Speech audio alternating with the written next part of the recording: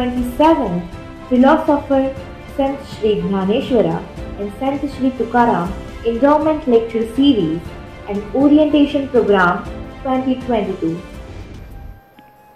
आता हा डॉक्टर आहे एक स्वतः आणि तो लंग स्पेशलिस्ट आहे बरं का स्वतः आणि मध्ये ब्रॉन्कोस्कोपी करून आल्यानंतर सिगरेट ओढतोय. तर हा म्हणजे मला कळतच नाही यापेक्षा अगली दृश्य काही असेल असं मला वाटतच नाही की ह्यापेक्षा वाईट कर्म काय असेल. त्याला ऑपॉर्च्युनिटी आहे की डॉक्टर म्हणून शिकावं, हेल्थ इंडस्ट्रीमध्ये आहे तर त्यांनी इतरांना शिकवावं, चांगलं राहावं, पण ते समजण्याची ॲबिलिटी नाही आणि वाईट कृत्य करी गेली तर मग बॅड लक मोमेंट एक दिवस त्याच्या वाट्याला पण येणार. म्हणून मग सगळे लोक कर्माबद्दल खूप बोलतात. एफर्ट्स जर काय ते कर्माबद्दल बोलू. Good deeds in Karma in doctrine of the society for living in the harmony. म्हणजे काय की मी वेळेवर यावं, वेळ पाळावी, लोकांना उशीर असेल तर कळवावं किंवा नीट टॅक्स भरावा, हे करावं. हे सगळ्या ज्या गुड कर्म आपण म्हणतो हे फक्त सोसायटीमध्ये राहण्यासाठी म्हणून आहेत. मी समजा हिमालयामध्ये गेलो राहायला तर काय संबंध आहे सगळं पाळायचं. म्हणजे आपल्याला लक माझ्या बाजूनी यावं, डेस्टिनी माझ्या बाजूनी यावे, देवानी मला कृपा करावी म्हणून हे चांगली कर्म नसतात. All the good karmas are for living well in a society. आपण खूप वेळा बघतो की गुड पीपल सफरिंग हे खूप वेळा बघतो आपण. आणि फ्रँकली जे व्हिलन्स असतात सोसायटीमधले दे आर रोरिंग, म्हणजे त्यांची सांगती सगळ्या दृष्टीने त्यांचं यश त्यांच्या बाजूने असतं. त्यामुळे कर्म हे फक्त सोसायटीमध्ये राहण्यासाठी असतं अशा मताचा मी आहे. अपॅरंटली मिझोराममधला हा फोटो आहे.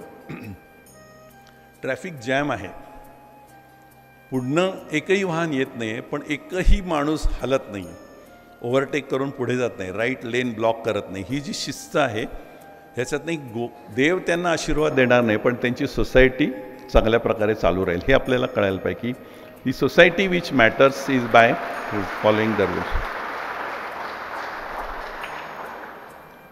कर्माची फळं बघा.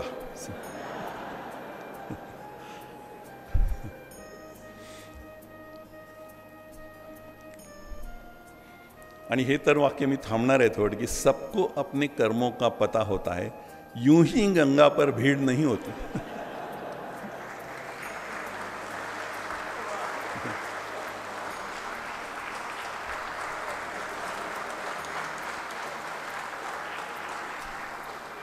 Every cupboard has a skeleton असं म्हटलं जातं की प्रत्येकाच्या मनामध्ये काहीतरी दडलेलं असतं आणि ते त्याला खात असतं, कदाचित खात नसतं कदाचित, पण ते असतं. आणि हे एक वाक्य तर खूप मला आवडलं म्हणून आणलं की मग लोक म्हणतात की रुटीन लाईफ आहे, 9:30 ते 5 ऑफिसला जातो, मुलांना शिक्षण देतो, टॅक्स देतो, ह्याला काय आहे साधं नॉर्मल आयुष्य. तसं नाही आहे.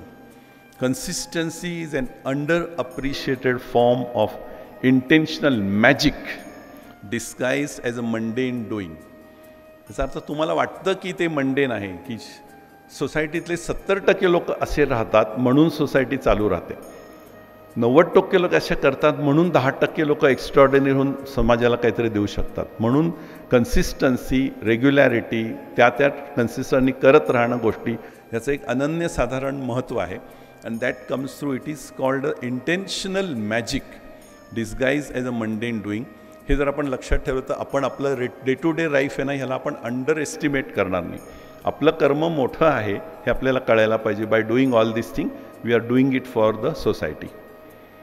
मग आपण आपलं लक मोमेंट इम्प्रूव्ह करण्यासाठी ओव्हरऑल लाईफमध्ये काय करावं याच्यासाठी मी तुम्हाला एक सर्कल आणलं आहे, लाईफ सर्कल म्हणून त्याला.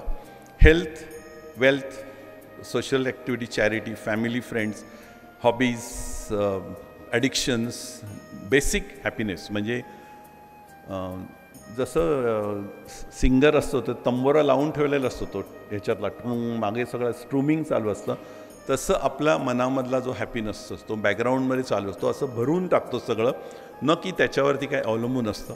आणि प्रोफेशनल सक्सेस किंवा काय, तर या प्रत्येकाला आपण मार्क द्यायचे. आपल्या बर्थडेला द्या किंवा एंड ऑफ डिसेंबरला द्या किंवा आज रात्री द्या आणि दरवर्षी देत राहा असं.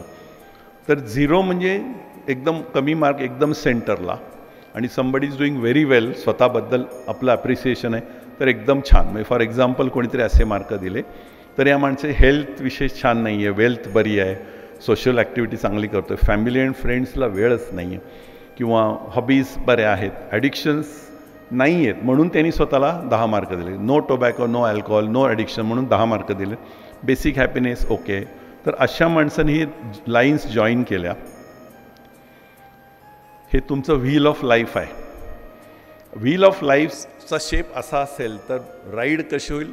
धड धड धड धड बम्पी राईड होईल तुमची. म्हणून तुमचं कर्म किंवा असे पाहिजे, तुमचे लक मुवमेंट इम्प्रूव्ह व्हायचं असेल, it should be as circular as possible and as bigger as possible. आपल्या हातात एवढंच असतं, पुढचं काय आहे ते आपल्या ॲबिलिटीप्रमाणे आपण करू. ऑपॉर्च्युनिटी येईल की नाही आपल्याला माहिती नाही, पण एफर्ट्स म्हणजे कर्म करण्यासाठी आपल्याला हे सगळं करायला पाहिजे. एखादा माणूस खूप शहाणा असतो, तो म्हणतो की मी एकच मार्क पडेल, सर्कल आहे माझं. मग त्या राईडला मोमेंटम नसेल, कारण लहान चाक झालं तर म्हण. तुम्हाला मोमेंटम हवं असेल तर सर्कल शुड बी बिगर. एजिंगबद्दल आता हे आहे, याच्यासाठी मुद्दा म्हणून सांगतो की कसं कर्म तुम्हाला तुमचे लक मुवमेंट इम्प्रूव्ह करतं. की एक तो ग्राफमध्ये तुम्ही बघाल की या इथे मॉर्बिडिटी पॉईंट सुरू होतो. कारण असं म्हणूयात की भारतामध्ये 50ला तो पॉईंट सुरू होतो की जिथे डायबिटीस होतं, ब्लड प्रेशर होतं, हेल्थ प्रॉब्लेम सुरू होतात. असं करून खाली खाली खाली खाली चाललेलं म्हणून.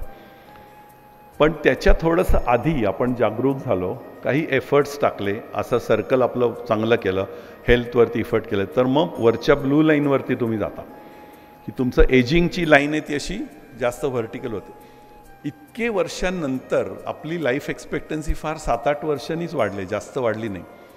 पण प्रॉब्लेम काय होतो की हे सगळे आपण योगा करतो, डाएट करतो, अमुक करतो, तमुक करतो, त्याच्यातनं आपल्याला वाटतं आपलं आयुष्य वाढतं, पण वार्धक्य वाढत असतं. वार्धक्य वाढणं हे एक डेंजर कल्पना आहे तसं बघायला गेलं तर. मग तुम्हाला डिमेन्शिया होईल का, तुम्हाला पॅरालिसिस होईल का, तुम्हाला हे होईल का, ते होईल काय, मेडिकल इलनेसेस खूप वार्धक्यामध्ये आला. तर तुमचं ओल्ड एजचं क्वालिटी ऑफ लाईफ बरी राहावी म्हणून केलेले प्रयत्न आज महत्त्वाचे असतात. What you do in 50s and 60s and 40s and 50s, त्याच्यातनं तुम्हाला 70 नंतरचा प्रवास राहिलेली 7-8 वर्ष तुम्ही विदाऊट इलनेस जाऊ शकेल. शेवटी जायचं असं टपकन व्हर्टिकलीच डाऊन जायचं असतं, पण तोपर्यंत तुमचा प्रवास चांगला होता. म्हणून हे प्रकारचं कर्म तुम्हाला करत राहायचं. And that is what we should think all the time about ageing. 70ला हा माणूस असा दिसत होता. तर 4 वर्षांनी मला परत बोला 70 मी होईन त्यावेळेला. I also want to look like that. घरनं टोप लावायला परवानगी देत नाहीत पण. आणि 80 वर्षीय माणूस असा दिसतो. म्हणजे काय मला वाटतं एजिंगवरती काहीतरी. आणि mind you, it's a bag of illnesses. इतके इलनेसेस आहेत तरीसुद्धा एनर्जी लेवल, एफर्ट लेवल, ह्याच्यामध्ये ॲबिलिटी डेफिनेटली आहे, एफर्ट ह्यूज आहेत. अपॉर्च्युनिटी कदाचित निसर्गाने इलनेसेसच्या थ्रू दिलेली नाही आहे, पण त्याच्यावर मात करून या प्रकारचं वास्तव्य शक्य आहे. Because all the 3 are kind of complementing each other. Left upper क्वाड्रंटच्या बाहेर बघा, सी अपॉर्च्युनिटी, म्हणजे मला अपॉर्च्युनिटी दिसली आणि I don't not react to it. तर याचा अर्थ होतो की I could have done right things. I see opportunity and I react to things, I am doing the right thing. Right hand top, khalti left hand la khali. I do not see an opportunity and I do not react. I do nothing. I do not see an opportunity, I react, I do wrong things. असं जर आपण circle केलं आणि हे 4ही blocks करत गेलो तर दरवेळेला आपण अपॉर्च्युनिटी बघत राहावी, आपली जी ॲबिलिटी आहे त्याच्यावरनं रिॲक्ट होत राहावं आणि मग तुम्ही राईट हँड टॉपला जाल. I do the right things. त्यातनं रिवॉर्ड किती मिळेल वगैरे हे प्रॉबब्ली तुमच्या बाजूने फेवरेबल होऊ शकतं. तर मग ह्याच्यातूनच आले. मी यांना कधी भेटलो नाही, मी यांचा भक्त वगैरे काही नाही आहे, पण I like this philosophy what he delivers. की तूच आहे तुझ्या जीवनाचा शिल्पकार. याच्यासाठी म्हणायचं की तुझ्या हातात आहे तेवढंच तू करू शकतोस ना, बाकीचं आहे ते it is beyond you. Take home is look at every occurrence as a random chance or probability. मी माझंच नशीब असं आहे असं नाही, ते होऊ शकतं कोणालाही. Understand statistics to develop an open eyed accepting nature. Both success and failure तुम्हाला ॲक्सेप्ट करता आलं पाहिजे तेवढ्याच इलांनी. Good karma is for harmonious society. तुम्हाला पुण्य मिळवण्यासाठी, देवानी तुमच्यावर आशीर्वाद देण्यासाठी ते नसतं. You can improve probabilities in your favour, yet it is not 100% because they are things beyond it. तुम्ही तिन्ही सर्कल ओव्हरलॅप झाल्यानंतर तुमची अपॉर्च्युनिटी जर चांगली नसेल तर तुम्हाला सक्सेस होणार नाही. And avoid falling prey to blind faiths and rituals.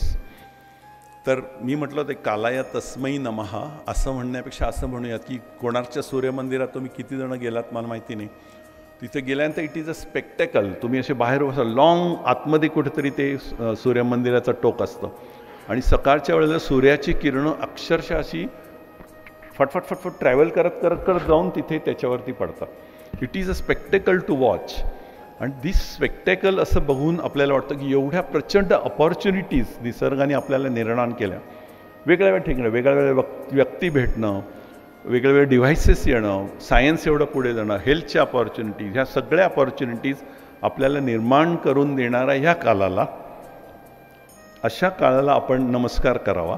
न की ही प्रॉबॅबिलिटी मी इम्प्रूव्ह करेन असं याच्याबद्दल दोष देण्यासाठी. जो कालाय तस्मै नमः आहे अशासाठी आहे की एवढ्या प्रचंड अगाध अपॉर्च्युनिटीज या निसर्गाने आपल्याला दिलं आणि त्या निसर्गाने आपल्याला या मनुष्यजन्म आपल्याला त्यात उपभोगण्यासाठी दिला. म्हणून कालाय तस्मै नमः. थँक्यू.